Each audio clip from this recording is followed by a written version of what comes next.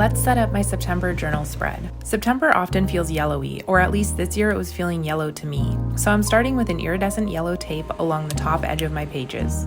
The last few months, I've tried to push my creativity a little more on these monthly spreads, so let me tell you about my 2 inspirations for September. 1 is the transition of the seasons from summer to fall, and 2 is that September still feels like back to school. It doesn't matter that I haven't been back to school in a decade, it's still the vibe. So I'm incorporating some autumn academia elements with these stacks of old books and an apple, since it's apple season after all. When we start the month, it's still summer and we still have green leaves. But by the end of September, equinox has passed and it's autumn, and the leaves have changed color and began falling. I love this transitional time when it's easier for us to witness that change is inevitable and ground into the natural aspects of that.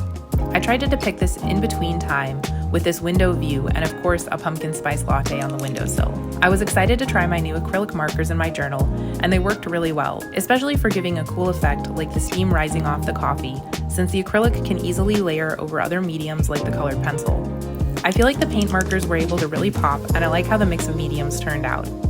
In the pursuit of expanding my creativity on this journal spread, I didn't limit the supplies I used. So I used my colored pencils, acrylic markers, gel pens, fine liners, a mild liner, and washi tape.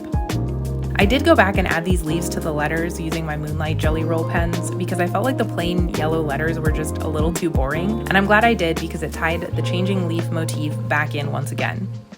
Somewhere in the middle of doing this entire spread, I had some doubts that it was going to come together, but I'm really happy with the way that it turned out in the end, except for the film strip. We're not going to talk about that, don't look at that too hard. But besides that, I'm glad I let my creativity carry me through. Let me know in the comments, what color does September feel like to you? Or what are the things that the month of September always remind you of?